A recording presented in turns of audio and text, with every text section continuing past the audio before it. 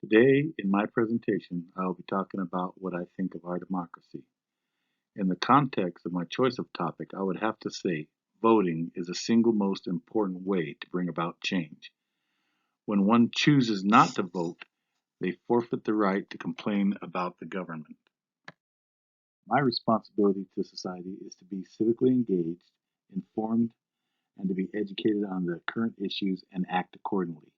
This responsibility includes other aspects, such as engaging in conversation, discussing those issues at length, and encouraging them to express themselves at the polling station.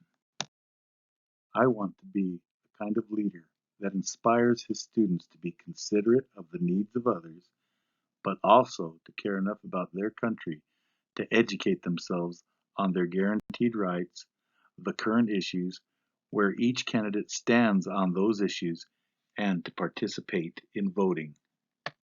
I believe the strengths that will assist me are based on the nature of my personality. I have an easygoing, calm nature. I am talkative, and I have a great sense of humor. I am also outgoing, friendly, approachable, fair minded, altruistic, and hardworking. I will be more influential when I become a teacher. A teaching position will allow me to influence and inform our youth on how they can be involved in civic participation by mobilizing and voting. The amount of time I would have each day to interact with them will be important in empowering my students to engage in the community. My degree in history will have a profound effect on my own level of personal growth and my ability to educate others in my community. The history degree will be the pathway that allows me to be more influential by means of the classroom and thus have a bigger impact on societal engagement and participation. The preservation of constitutional rights of the people, as well as the rights of the states, the dilemma of the large number of felons that are still prohibited from voting, in addition to the health of democracy and the policies that impact it, are the issues that are most important to me. These issues can be changed through community outreach, coalitions, and education. Community outreach begins with the social media and expressing a need. Building coalitions of like-minded people requires meetings and discussions which dovetails into educating them on the issues. There has always been debate about the size and the role of the federal government since the foundation of the country. From the beginning, some people believed the federal government should have a more prominent role on the issues that affect them, and some people believe the states and the people should have the right to govern themselves within the confines of the Constitution. I believe some of the people of my generation would be interested in these issues, as well as a percentage of the younger generations. I'm not sure which generation will be the one that swings the pendulum in the other direction. The country has been and is still divided down the middle. I'm sure of that because of our history. It proves it every 4 years. I will make a difference by meeting with people, getting to know them, discussing issues in a gentle, non confrontational way, and giving them the necessary information on the issues, then letting them come to their own conclusions.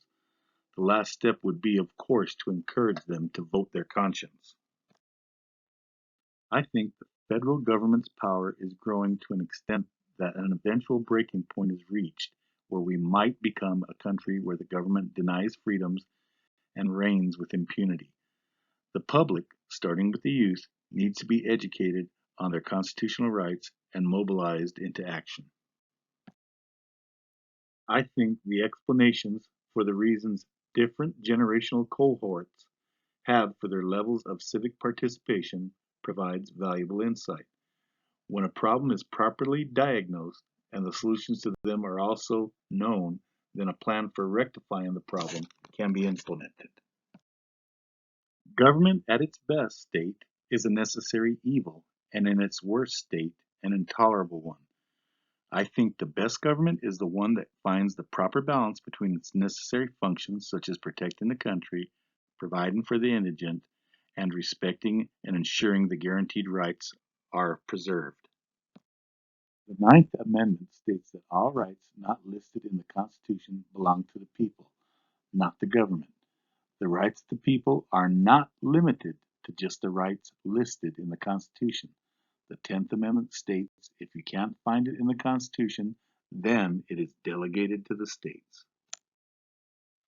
I think one of the most essential keys to motivating people to become involved and exercise their right and duty to vote is finding and framing an issue that they feel directly impacts them or is so egregious that they are driven by their anger to make their voices heard through their vote. Another essential key to motivating people to becoming civically engaged is organizing. Organizing is building your power by identifying a problem and solution, recruiting people to your cause, raising money, and building momentum. Mobilizing is yet another crucial key in civic engagement. It is what occurs after organizing and entails putting the members into action. This is done via protests, town halls, and other high-profile tactics that tend to draw attention from the media. If more citizens are made aware of their rights and how they're violated, they would come together and act in their own self-interest. The greatest difficulty may be human nature itself, which unfortunately seems to have the default mode of complacency. People seem to not notice the erosion of their rights and liberties if it happens incrementally. In closing, the rights we are all guaranteed by our Constitution have been neglected and abused. Theodore Roosevelt once said, "Nothing in the world is worth having or worth doing unless it means effort, pain, and difficulty." This governmental trend must be reversed, and we can do it.